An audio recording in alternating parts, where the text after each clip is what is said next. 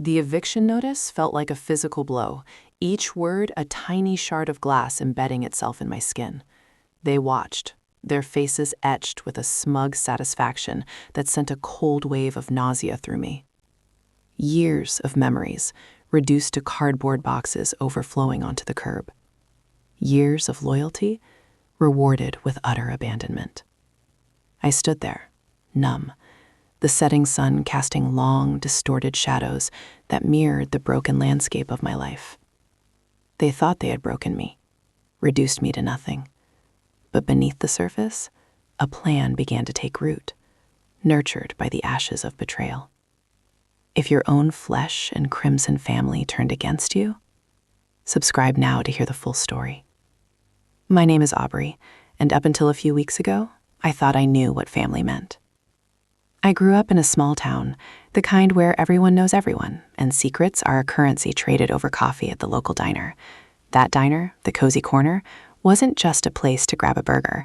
It was the heart of our family, owned and operated by my parents for as long as I could remember. I practically grew up between its orange vinyl booths, inhaling the comforting aroma of frying bacon and freshly brewed coffee.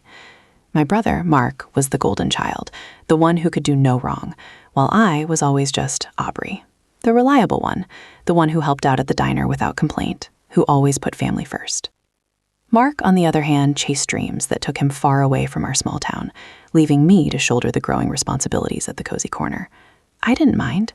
I loved the diner, loved the familiar faces of our regulars, loved the feeling of belonging it gave me. After graduating high school, I started managing the place full-time, pouring my heart and soul into every detail, from the daily specials to the meticulously clean countertops. My parents, bless their hearts, were getting older, and the diner was becoming too much for them to handle on their own. I saw it as my duty, my way of giving back to the family that had given me everything. Or so I thought. Then Mark came home, trailing a whirlwind named Tiffany behind him. Tiffany was everything I wasn't, glamorous, ambitious, and utterly convinced of her own superiority. She saw our small town and the Cozy Corner as beneath her, a temporary stepping stone on her path to bigger and better things. Mark, blinded by her supposed charms, seemed to agree. Suddenly, the diner wasn't a beloved family institution anymore. It was an outdated relic holding him back. And I, apparently, was part of the problem. The whispers started subtly, little digs disguised as helpful suggestions. Tiffany would critique my menu choices, my management style, even the way I dressed. Mark, who had always been supportive, began echoing her sentiments, pointing out my lack of vision and my resistance to change. My parents, caught in the middle, remained awkwardly silent, seemingly unwilling to take sides. The atmosphere at the diner, once so warm and inviting, turned icy. The tension was thick enough to cut with a knife, and I found myself dreading each new day, each new opportunity for Tiffany to assert her dominance. I tried to ignore it, to focus on the things I could control, but the constant negativity was slowly eroding my spirit.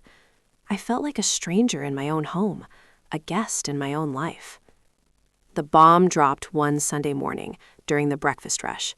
Tiffany, with her usual air of self-importance, announced that she and Mark were planning to settle down in our town. "Which is wonderful," my mother gushed, her eyes gleaming with excitement. "Because," Tiffany continued, pausing for dramatic effect, "we're going to need Aubrey's room." The diner fell silent. Every clatter of silverware, every murmur of conversation seemed to fade into a deafening hush. I stared at Tiffany, then at Mark, then at my parents, searching for any sign that this was some kind of twisted joke. But their faces were grimly serious. "But where am I supposed to go?" I stammered, my voice barely a whisper. My mother, avoiding my gaze, simply shrugged. "You'll figure it out, Aubrey. You always do. Besides," she added, her voice hardening, "it's time you moved on. You don't deserve to be here." The words landed like a physical blow, stealing the air from my lungs. Years of dedication, years of sacrifice, dismissed with a callous indifference that shattered my heart into a million pieces. I felt the blood drain from my face, leaving me cold and numb. The Cozy Corner, the place I had poured my soul into, the place I considered my home, was being ripped away from me, and my own family was the one wielding the knife. That night, I packed my meager belongings into cardboard boxes, the same kind we used to store leftovers at the diner. As I dragged them out to the curb, I glanced back at the house, at the warm glow of the windows, at the silhouettes of my family moving inside. They were already settling in, already erasing me from their lives. That was the moment the seed of revenge was planted. It wasn't a burning rage, not yet. It was a cold, quiet determination, a promise to myself that I wouldn't let them get away with this. I would rebuild, I would rise again, and I would make them regret the day they decided to throw me away. The person I trusted most was my own brother, Mark. He knew how much the diner meant to me, how much I had sacrificed for it. He knew my dreams, my fears, my insecurities. And yet, he stood by and watched as Tiffany systematically dismantled my life, offering only weak apologies and empty promises. He was supposed to be my protector, my confidant, my ally. Instead, he became a pawn in Tiffany's game, a willing accomplice to my expulsion.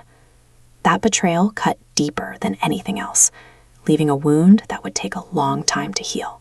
He had broken my heart in a way I never thought possible, shattering the foundation of trust that had been built over a lifetime.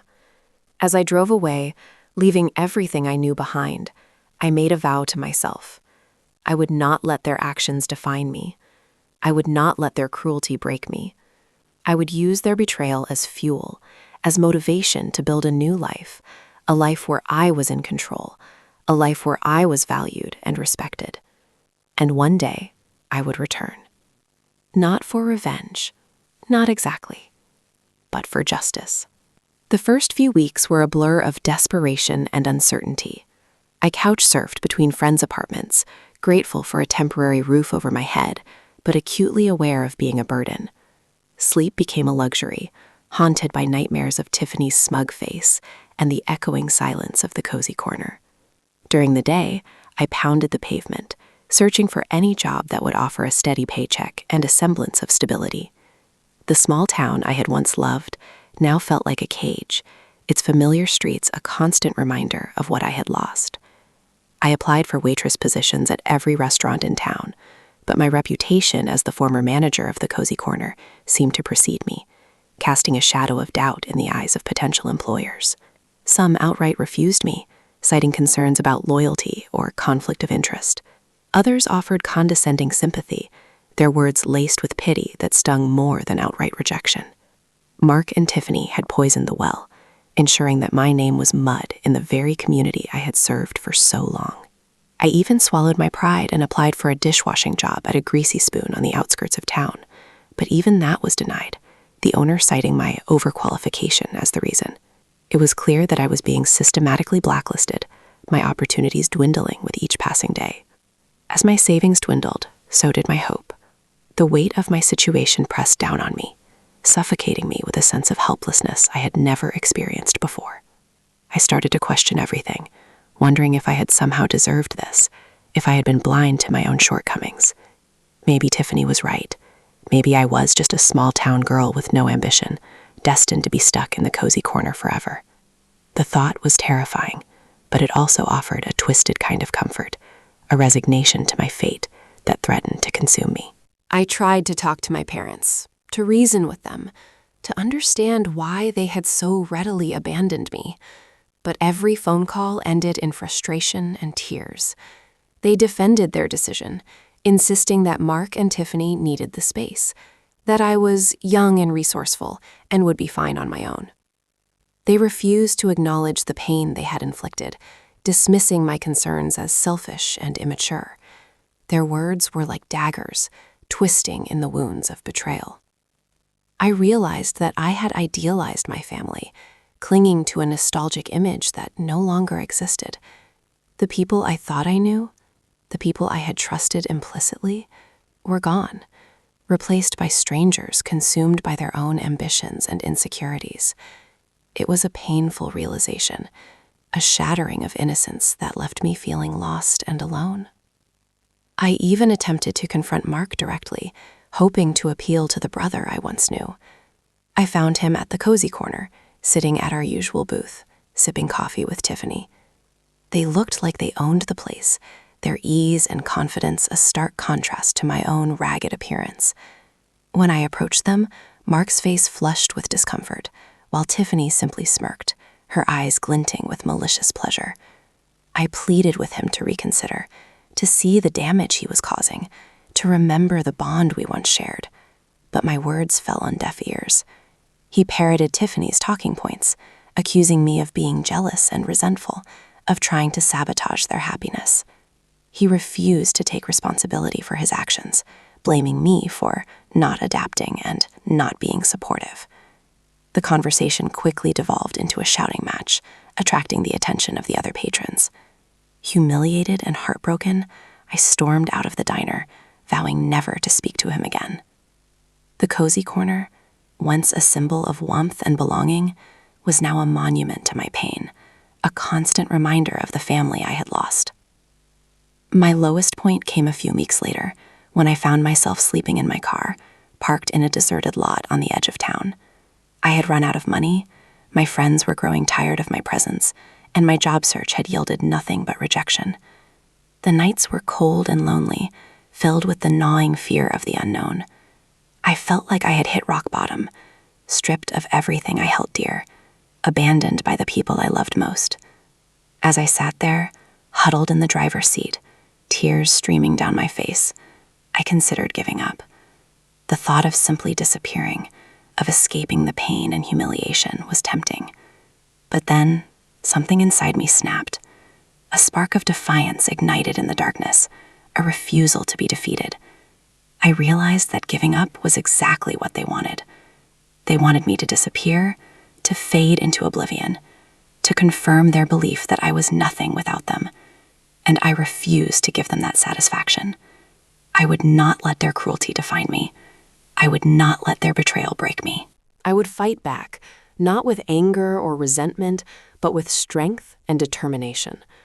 I would rebuild my life, brick by brick, until I had created something even better than what they had taken away from me.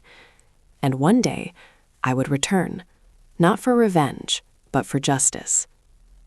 That night, as I drifted off to sleep in my cramped car, I made a promise to myself. I would survive. I would thrive. And I would make them regret the day they crossed me. The rain started a slow, mournful drizzle that mirrored the state of my soul. Each drop seemed to amplify the chill seeping into my bones, a cold that no amount of blankets could banish. The car smelled faintly of stale coffee and desperation, a pungent aroma that had become my unwelcome companion. I remember staring out at the pre-dawn sky, a canvas of bruised purples and grays, and wondering if this was it. Was this the end of Aubrey, reduced to a homeless statistic, a cautionary tale whispered in the halls of the cozy corner? The thought was a suffocating blanket, threatening to smother the last embers of hope within me. I felt a hollowness so profound it threatened to consume me, a void where my dreams and aspirations used to reside. It wasn't just the loss of the diner or the betrayal of my family. It was the crushing weight of failure, the realization that I had poured my heart and soul into something that had ultimately rejected me. The small town that I had always called home now felt like a hostile wasteland, its streets echoing with the ghosts of my past. I considered just driving away, disappearing into the anonymous vastness of the country, shedding my name and my history like a snake shedding its skin. But even that felt like too much effort, the energy required to start over seeming insurmountable. I closed my eyes, willing myself to simply fade away, to let the darkness swallow me whole. Then I saw it, a flicker of movement in the periphery of my vision, a small, stray kitten, its fur matted and soaked, shivering in the rain. It was huddled beneath a nearby car, its eyes wide with fear and vulnerability. Something about that little creature resonated with me, its plight mirroring my own. We were both lost, abandoned, and struggling to survive in a world that seemed determined to crush us. I knew in that moment that I couldn't give up. Not yet. If that tiny kitten could find the strength to cling to life, so could I. I opened the car door, the sudden movement startling the kitten, causing it to dart further under the vehicle. I spoke to it in a soft, soothing voice, coaxing it out with gentle words and the promise of warmth. Eventually, it emerged, hesitant but drawn by the flicker of compassion in my eyes. I scooped it up, cradling it in my arms, feeling its tiny body tremble against my chest. Its vulnerability was a jolt, reminding me that even in the darkest of times, there is still beauty and innocence worth fighting for. I wrapped it in an old scarf I had in the car, offering it what little comfort I could. As I held that small creature, a new resolve began to take root within me. I was no longer just Aubrey, the abandoned daughter, the former manager of the Cozy Corner. I was a survivor, and I would not be defeated. The rain continued to fall, but it no longer felt like a curse. It felt like a cleansing, washing away the self-pity and despair that had been consuming me. I started the car, the engine sputtering to life with a reluctant groan. I didn't know where I was going, but I knew I couldn't stay here. I drove aimlessly for hours, the kitten nestled safely beside me, its purrs a comforting rhythm in the otherwise silent car. As the sun began to rise, painting the sky with hues of pink and gold, I found myself drawn to a small, unassuming town a few hours away. It wasn't much, just a cluster of buildings huddled around a dusty main street, but it felt different. There was a sense of quiet resilience in the air, a feeling of community that resonated with my weary soul. I pulled into a small diner on the edge of town, its neon sign flickering invitingly in the morning light. It wasn't the Cozy Corner, but it was a start. I took a deep breath, steeling myself for whatever lay ahead. As I walked through the door, the kitten safely tucked inside my jacket, I made a decision. I would not be a victim. I would be a planner. The past was gone, but the future was still unwritten, and I would write my own story, a story of strength, resilience, and ultimately justice. The first step was simple: get a job, any job, and start building a new life, one brick at a time. But beneath that simple goal, a colder, sharper thought began to form. They would pay for what they did. Not with violence, not with shouting, but with the quiet, calculated precision of someone who had nothing left to lose. The game had changed, and I was ready to play. I named the kitten Justice. It seemed fitting. Getting a job at the diner was easier than I expected.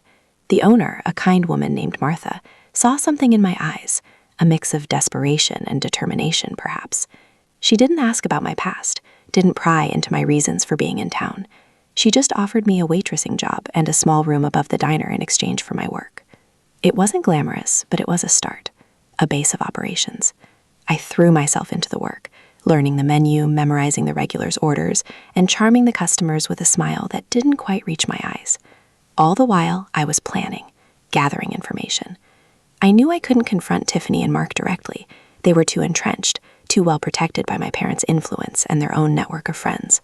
I needed a different approach, something subtle, something strategic, something that would expose their true nature without implicating me. I started by researching local laws, focusing on business regulations, health codes, and financial reporting requirements.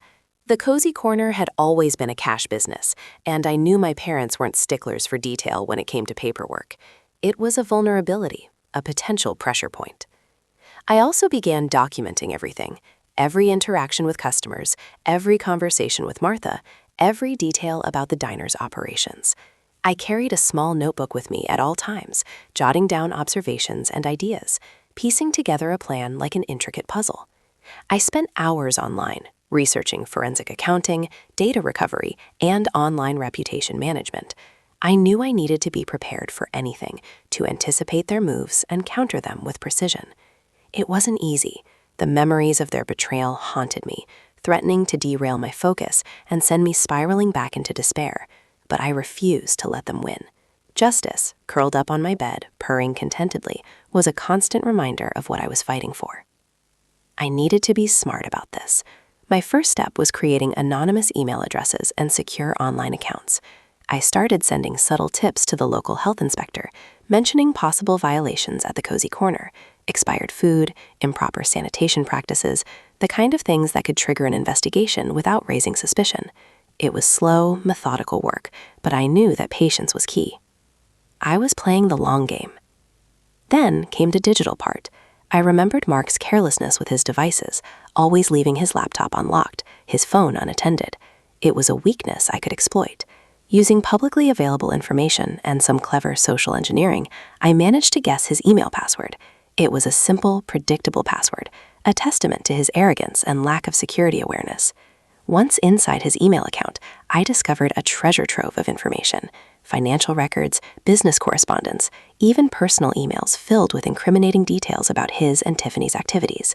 They had been siphoning money from the Cozy Corners accounts, using it to fund their lavish lifestyle, expensive vacations, designer clothes, and luxury cars. They were bleeding the diner dry, all while claiming to be struggling to make ends meet. It was the confirmation I needed, the proof of their deceit. I carefully downloaded everything, storing it on encrypted hard drives and secure cloud servers. I also installed a keylogger on Mark's laptop, disguised as a routine software update. It would record every keystroke, every password, every website he visited. It was a risky move, but the potential payoff was enormous. I needed to be careful. I couldn't afford to get caught. I wore gloves when handling Mark's laptop and used a VPN to mask my IP address whenever I accessed his accounts. I knew that even the smallest mistake could expose me, unraveling my entire plan. One evening, while scrolling through Mark's browser history, I discovered something truly shocking. He had been searching for ways to discredit me, to smear my reputation and prevent me from finding work. He had even contacted several of my former employers, spreading lies about my character and work ethic. It was a new level of cruelty, a deliberate attempt to destroy my life. My vision blurred with rage, the glass in my hand shattered, but I didn't break. I channeled that anger into focus, sharpening my resolve. I would make them regret this. I began recording our phone calls. I needed evidence. "How's the diner doing?" I asked casually, trying to keep my voice neutral. "Great," Mark said, his voice smug. "Tiffany's really turned things around. It's better than ever." "That's good to hear," I replied, my fingers tightening around the phone. "I'm glad you guys are doing so well." "Yeah," he said. "We deserve it. We worked hard for it." The lies dripped from his tongue like venom. I smiled. I played their game, but I was recording. Every word, every lie, every betrayal. The anticipation was building. I knew the strike was close. Soon, they would learn that actions have consequences. They would learn what it means to truly lose everything. And I would be there to watch it all fall apart. The keylogger data was a goldmine. Not only did it confirm their embezzlement, but it also revealed something far more sinister. They were planning to sell the Cozy Corner. Not just sell it, but sell it to a developer who intended to tear it down and build a soulless condo complex.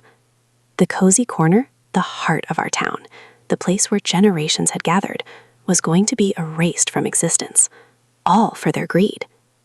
The rage that coursed through me was unlike anything I had ever felt. It wasn't just about me anymore. It was about the community, about preserving the legacy of the Cozy Corner. This wasn't just betrayal. It was a declaration of war. I knew what I had to do. I had to stop them, not just for myself, but for everyone who had ever loved the Cozy Corner. The plan began to solidify, each piece falling into place with chilling precision. I would let them think they were winning, let them get close to sealing the deal, and then, at the last possible moment, I would pull the rug out from under them. I started by subtly encouraging their plans. I drop hints during my carefully recorded phone calls, feigning ignorance about their intentions. "So I heard a rumor about some developers sniffing around," I said innocently. "That could be good for the property value, right?" Mark, predictably, took the bait. "Yeah, maybe," he said, trying to sound casual. "But we're not planning on selling anytime soon." Liar. The keylogger data showed otherwise. They were in deep negotiations with a ruthless developer named Mr. Harding, a man known for his aggressive tactics and disregard for local sentiment. I decided to pay Mr. Harding a visit. Using a fake name and a fabricated backstory, I managed to secure a meeting with him, posing as a potential investor. I wanted to gauge his intentions, to understand his plans for the Cozy Corner, and to find any vulnerabilities I could exploit. Harding was exactly as I expected: cold, calculating, and utterly devoid of empathy. He saw the cozy corner as nothing more than a piece of real estate, a stepping stone to his next big project. He bragged about how he was going to revitalize the area, transforming it into a modern, upscale community. He had no regard for the history, the memories, or the people who called the cozy corner home. It was sickening. During our meeting, I subtly steered the conversation towards the legal aspects of the deal. I asked about permits, zoning regulations, and environmental impact assessments, feigning concern about potential delays and complications. Harding brushed off my concerns, assuring me that everything was taken care of. He mentioned that he had connections in the local government and that he didn't anticipate any problems. That was all I needed to hear. I had my next target. I spent the next few days digging into Harding's background, researching his past projects, and looking for any signs of impropriety. It didn't take long to find dirt. Harding had a long history of cutting corners, violating environmental regulations, and bribing local officials. He was a walking scandal, just waiting to be exposed. I compiled all the information I had gathered, the financial records, the key logger data, the recordings of Mark's lies, and the evidence of Harding's corruption, and packaged it into a neat, anonymous dossier. It was a weapon, a truth bomb, ready to detonate. I sent copies of the dossier to the local newspaper, the television news station, and the city council, ensuring that the story would reach the widest possible audience. The trap was set. I knew it was only a matter of time before the dominoes started to fall. The final step was to lure Tiffany and Mark into a false sense of security, to make them believe that their plan was about to succeed.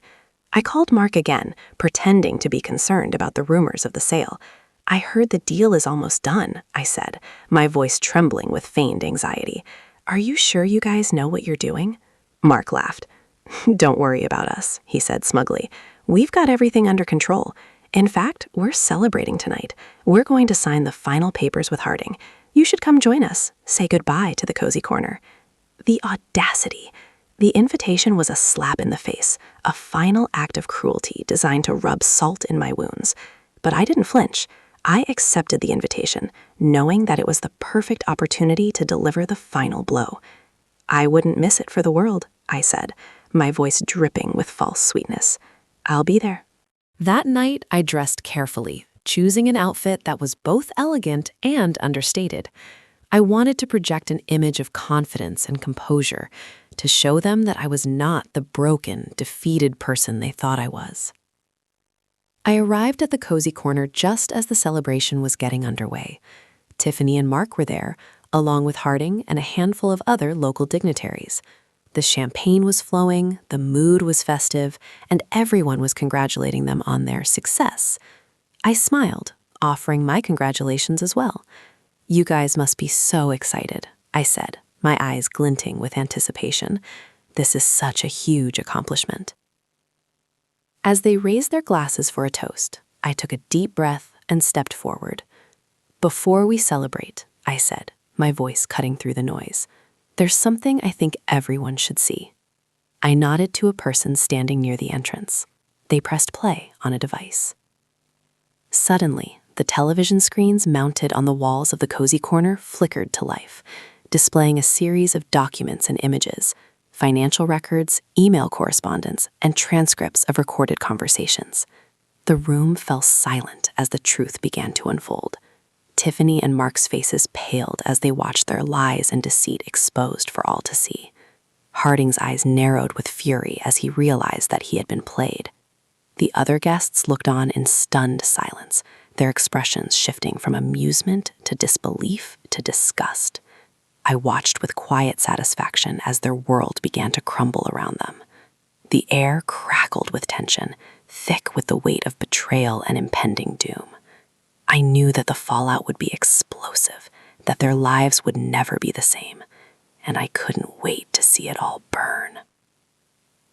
The documents on the screen told the whole story. The pilfered funds, neatly itemized. The email chains detailing the plans to sell the cozy corner to Harding. The recorded phone calls, Mark's voice dripping with lies, Tiffany's echoing his false reassurances.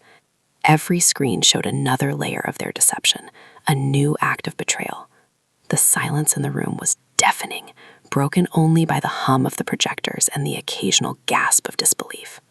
Tiffany started to cry, mascara streaking down her face as she lunged for the power cord, trying to shut it all down. But it was too late. The truth was out. Harding's face was a mask of fury. He rounded on Mark and Tiffany, spitting accusations and demanding answers. The local dignitaries, who had been so eager to celebrate their success, now edged away, as if afraid of being tainted by association. The cozy corner, once filled with the joyful buzz of celebration, was now a stage for a very public execution. I watched as Mark tried to defend himself, stammering excuses and blaming everyone else for his actions. But no one was buying it. The evidence was too damning. The keylogger data, the financial records, the recordings, it all pointed to one inescapable conclusion. They were guilty. As the reality of their situation sunk in, Tiffany's composure completely shattered. She began screaming, accusing Mark of masterminding the whole thing, while he, in turn, blamed her for encouraging his greed. It was a pathetic display, a desperate attempt to deflect blame and save themselves from the consequences of their actions. The local news crews arrived, alerted by the anonymous tip. Cameras flashed, capturing every moment of the unfolding drama. The footage would be broadcast across the state, ensuring that everyone knew the truth about Tiffany, Mark, and Harding. The police arrived next, responding to reports of embezzlement and fraud. They escorted Mark and Tiffany out of the cozy corner in handcuffs, their faces buried in shame. Harding, realizing that his reputation was ruined and his plans were in tatters, stormed out of the diner, vowing revenge. But his threats rang hollow. He knew that his career was over. His connections in the local government would abandon him, and his business partners would distance themselves from the scandal. He was finished. As the police cars pulled away, sirens wailing, I walked over to Martha, the owner of the diner where I worked. She had been watching the whole scene unfold with a mixture of shock and sadness. I knew something was wrong, she said, shaking her head. I just didn't realize how bad it was. I put my hand on her shoulder. It's over now, Martha, I said. They can't hurt anyone anymore. Martha looked at me, her eyes filled with gratitude. Thank you, she said, for everything. I smiled, knowing that I had done the right thing. I had protected the cozy corner, not just for myself, but for everyone who loved it. The next few days were a whirlwind of media coverage and legal proceedings.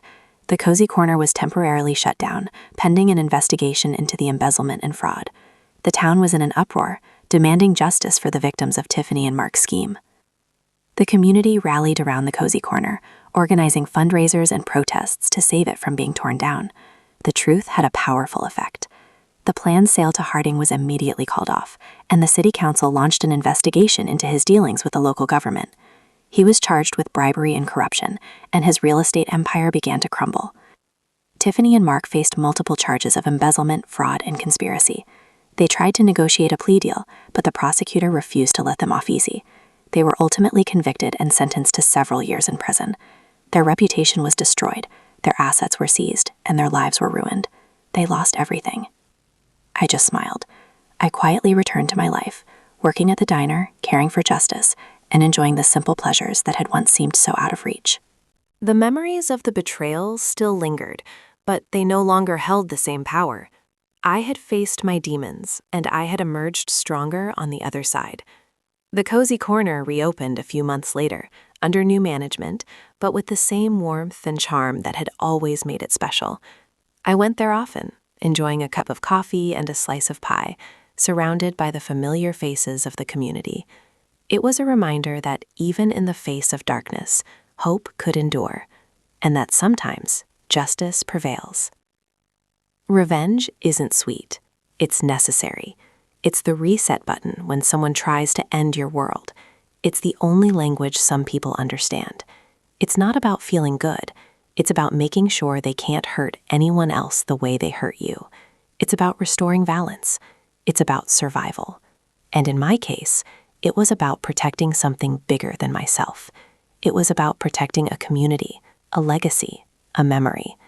It was about making sure that the cozy corner continued to be a place where people could gather, connect, and find comfort, long after I was gone. Would you have done the same? Let me know in the comments. Subscribe for more justice.